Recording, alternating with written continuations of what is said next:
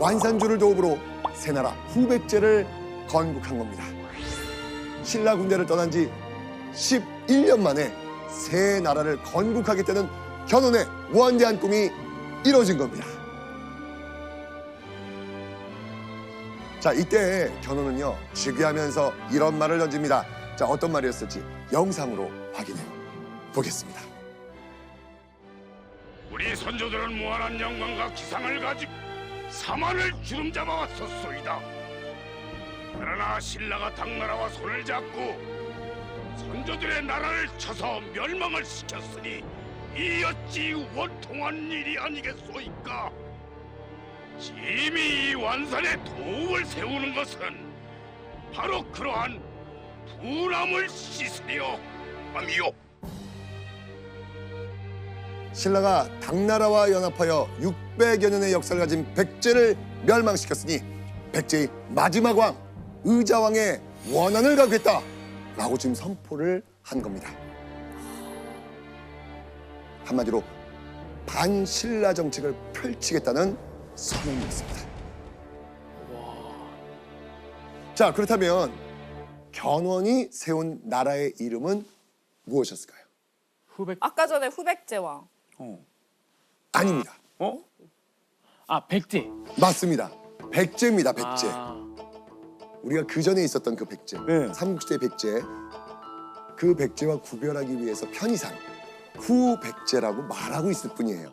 아, 그러면 이제 지금 공부하는 저희들이 후백제라고 하지 그 그렇죠. 당시 사람들은 그냥 백제로 하는 거예요? 그렇죠, 그렇죠. 맞습니다.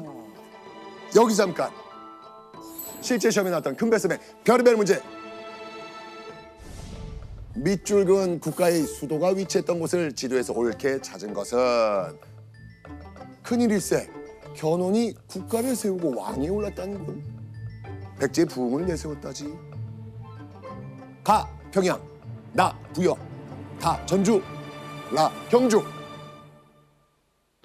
와, 그러니까 이게 한국사는 항상 문제가 두 가지가 같이 있는 거예요. 그렇죠. 일단 이 국가도 알아야 되고. 그렇죠. 국가는 이제 백제죠. 그렇죠. 오, 저희는 좋아요. 후백제라고 부르지만 오. 그 당시에는 백제라고 합니다.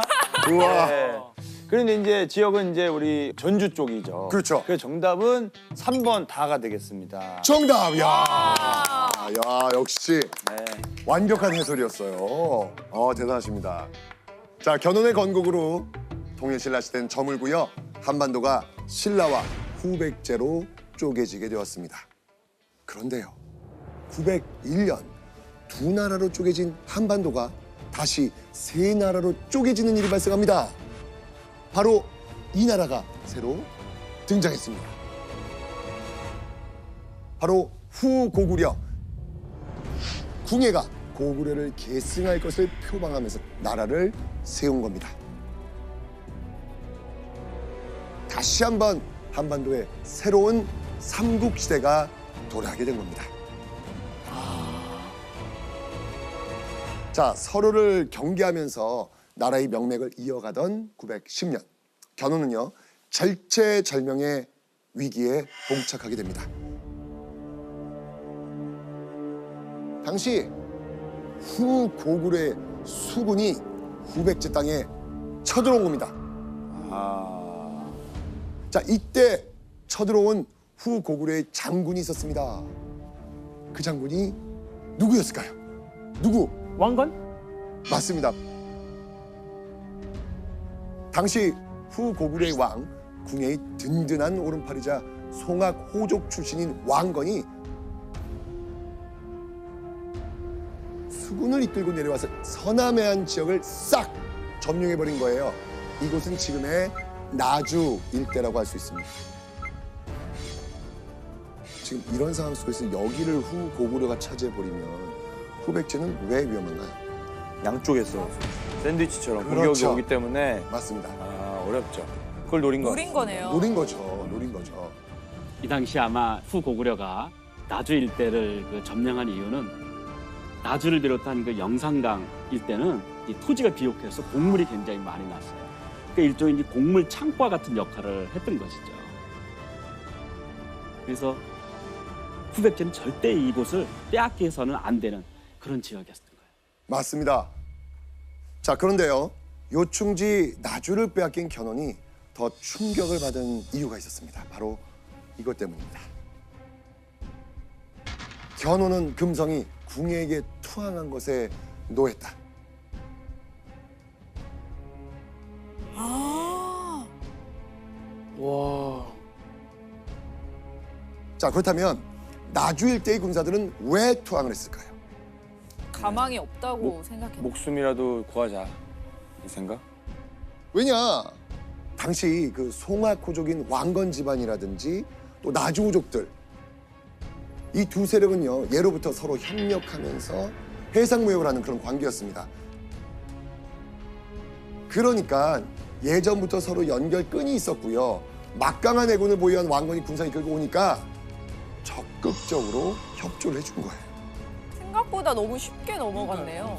맞습니다. 이렇게 나주 일대는 견훤의 의지와는 상관없이 후고구려의 땅이 되었던 겁니다. 자, 그런데 여기를 뺏기면 늘 불안할 거 아니에요. 중요하죠. 그죠? 그럼요. 결국 견훤은요 직접 후백제 군사 3,000명을 이끌고 출정합니다. 그리고 나주 일대를 점령하고 있는 수천 명의 후고구려 군사들과 치열한 전투를 벌이죠.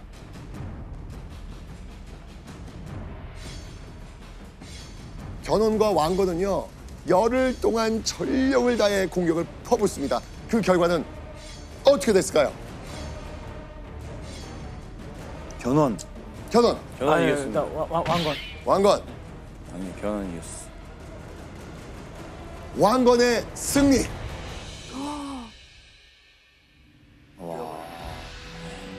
이 전투라면 자신 있었던 견훤도요 예상보다 훨씬 강력한 왕건의 군사력에 결국 철수할 수밖에 없었습니다. 야, 진짜 이를 버적버적 갈 정도로 아주 분노가 치밀어 오른 상황이었죠. 그렇게 한 차례 폭풍이 지나가고 몇 년이 흐른 뒤 918년 6월 견훤에게 놀라운 소식이 들려옵니다. 바로 나주를 공격했던 바로 그 왕건이 후고구려에서 왕으로 추대되는 일이 벌어진 겁니다. 와. 궁예의 폭정에 참을 수 없었던 그 신하들과 백성들이 등을 돌리게 됐고요. 왕건을 새로운 왕으로 세웠던 겁니다. 후고구려의 장군이었던 왕건은요. 신하들의 환호를 받으면서 고려의 건국을 선포하게 되었죠.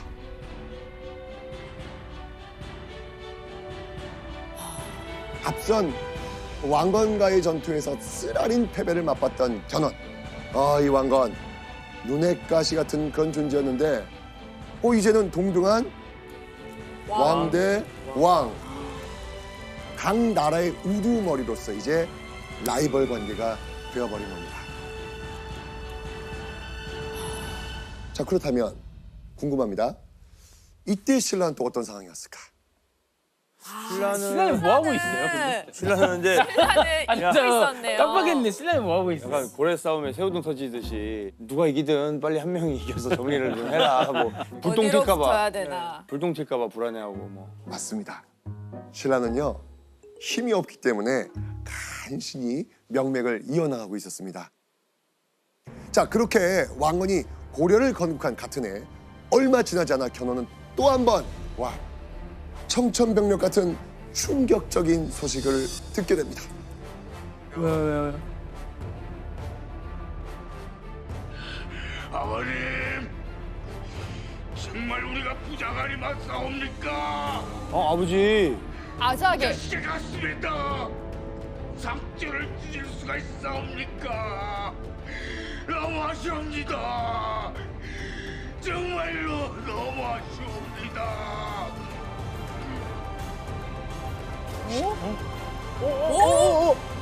저는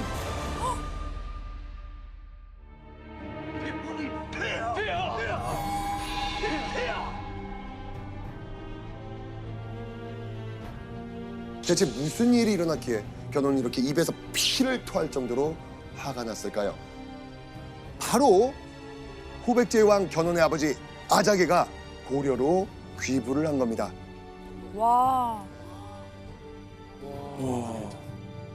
한마디로 견훤의 아버지가 아들을 배신하고 아들의 맞수였던 왕건에게 항복했던 겁니다. 너무하네요 진짜. 그죠? 아버지가. 라이벌한테. 그러니까 교수님 왜 갑자기 아버지는 왕건한테 이렇게 항복한 거예요? 아마도 견훤이 나라를 세웠지만 자기 아버지를 크게 대우해주지 않았어요. 아. 그리고 태조 왕건은 상주 지역을 장악하기 위해서 이 아자개를 적극적으로 회유했던 것으로 보여져요.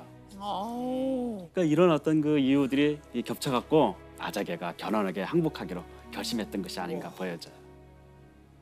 게다가 아버지와 같이 상주 땅도 고려에 빼앗겨버린 거예요.